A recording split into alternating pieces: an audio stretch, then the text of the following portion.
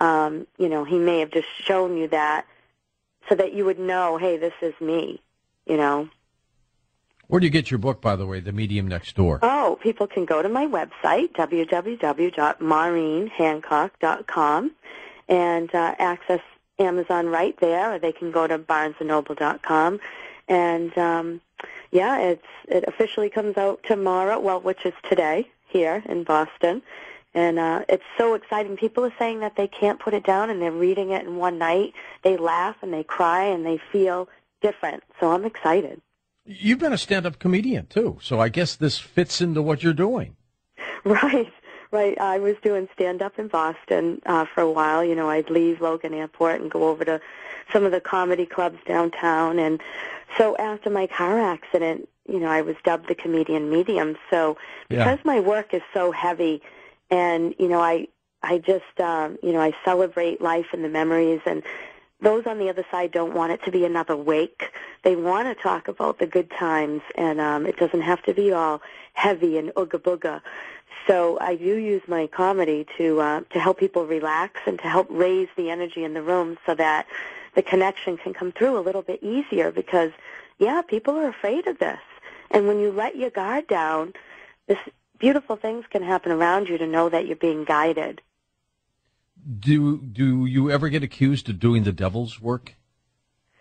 I have been accused by a couple of people. I actually have a really good friend who's a Catholic priest who supports what I do and helps me.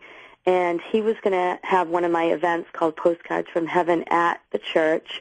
And, of course, all the powers that be came down on him really hard.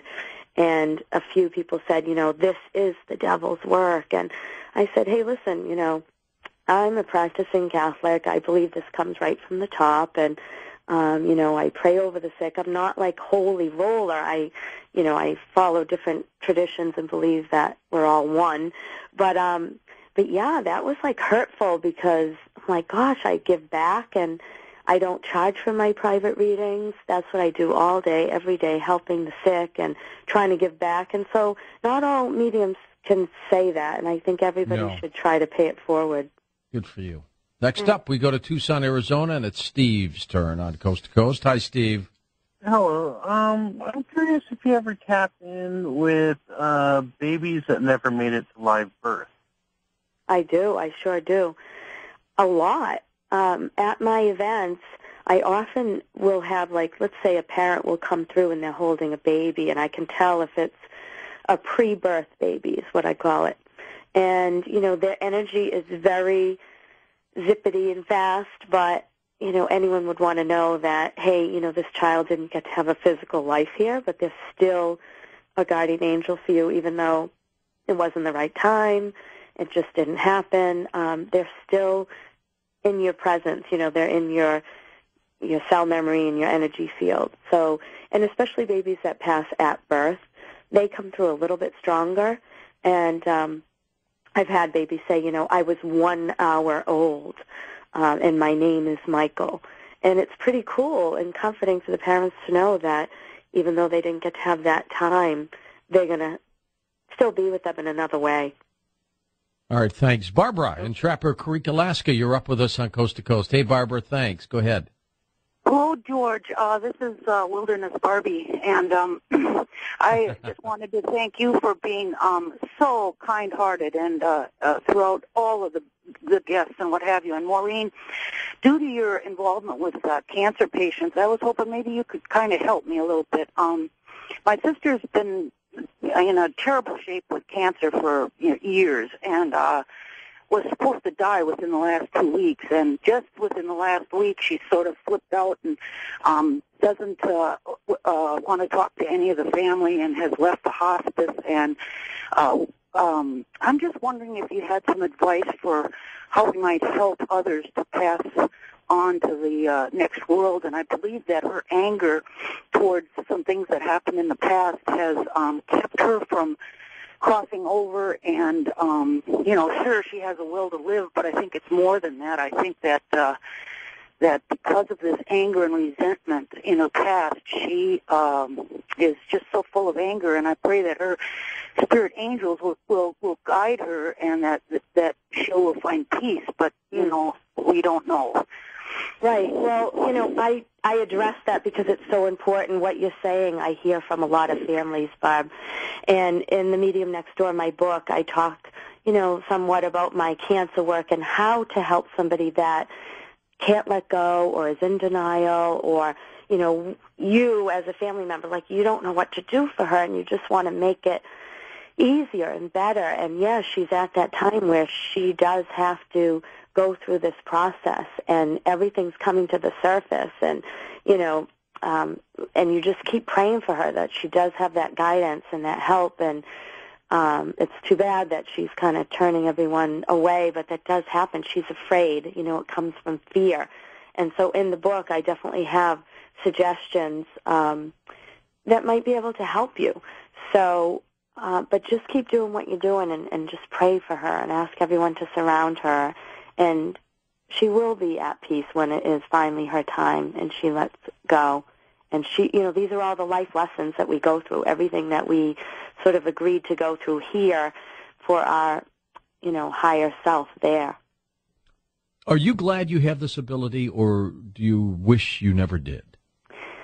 I am glad. I mean, there's definitely times when I'm exhausted and I just give and I can't give anymore.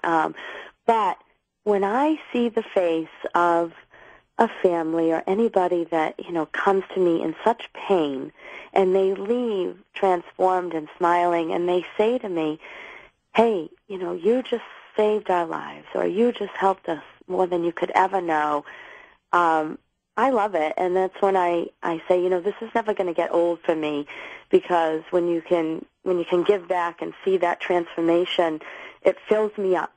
It absolutely fills me up, and I know I'm supposed to be doing this work, so I accept it. And, yeah, sometimes I drive home from a hospital and I cry and I let out my own stuff because I'm taking on everyone's grief, and that's why I try to keep lighthearted about it and use the humor to be lighter. But writing this book really helped me. You know, it was cathartic because I was able to put everything out there. People think that I'm always, you know, puppies and rainbows and happiness. And so, yeah, there's funny stories in here, but there's also that heavy stuff. How do I do what I do and continue to do it with a smile?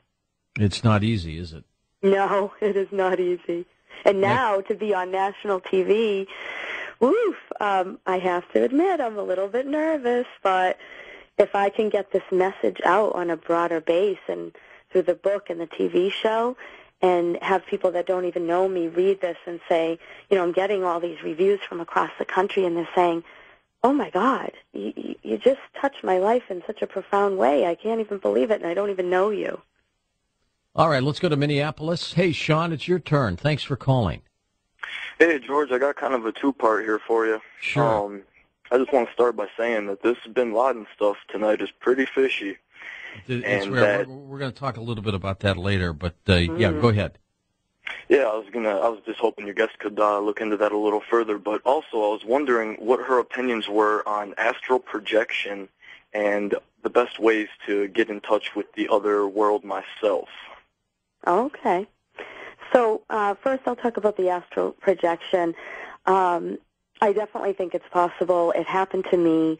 My mother was having a heart attack, and I was in California, and all of a sudden and I know this is going to sound a little crazy, but I was floating over her bed, and I saw her holding her chest, and I woke up, and I called home, or I came out of this sort of whatever state, and yeah, my mother was having a heart attack. So I was there, and I do think it's possible, and I think that one of the best ways to help you tune in better to your own abilities is to find ways to quiet your mind, get like a guided meditation tape, especially one that might help you balance, you know, chakras, which are your energy centers, and when we learn how to quiet our mind and stop the mind chatter, that's when the messages and the connections become more apparent and right there in our face, and it's not just your own thought. People often say to me, what if it's just my own thoughts? How do I tell the difference? And it's just that gut feeling that you can't let go of. Like me with, to answer the first part of your question, and we can't go into it too much, but Obama, I mean, I don't know about that one, so I think I'm going to be just right on board with the rest of the world. You mean wondering. Osama? You mean Osama? I mean Osama. Oh, goodness. That's all right. Osama. I always screw that one up. I'm so blonde sometimes. A lot of people do. Let's go to Howie in Macon, Georgia. Hi, Howie, first-time caller. Hey, George, I listen to your show a lot, and you have a really great show, and I appreciate you being on the show. I had a question for Maureen. Maureen, about almost 10 years ago, I lost my mom, and then 6 months later, my mom had leukemia. She passed away, and then 6 months later, my sister was dealing with some depression, getting over her death. She actually, mysteriously, we never found out what happened, passed away in a Miami hospital where I'm originally born and raised. And well, they never really told us what had happened, so we never really found out what had happened. But that wasn't my question, although I might want to maybe email you and maybe look into that later on. I just wanted to know, after about, almost 10 years since they've been gone, how long do people who pass away surround you in spirit? When they move on to the next level, are they around you all the time, or is there a certain amount of time? Because last night I had a dream when my sister was in it. Wow. And occasionally that'll happen. Yeah, that's a great question. And, even though it's been 10 years, to me, there's no time in heaven or the other side. And I've connected with people that have passed away 50 years ago. And, I don't connect like, oh, I have your great-great-great-grandmother here. It's definitely those that surrounded you here in life, or to have that dream of your sister, though, and maybe, you knew that you were going to be listening to the show or whatever, and you kind of opened up a little bit more. They're not always around us, but they can come through, at the hardest times. Even when you can't feel them, the main message is, can you just trust that I'm here for you, even if you can't feel me, even if you don't believe?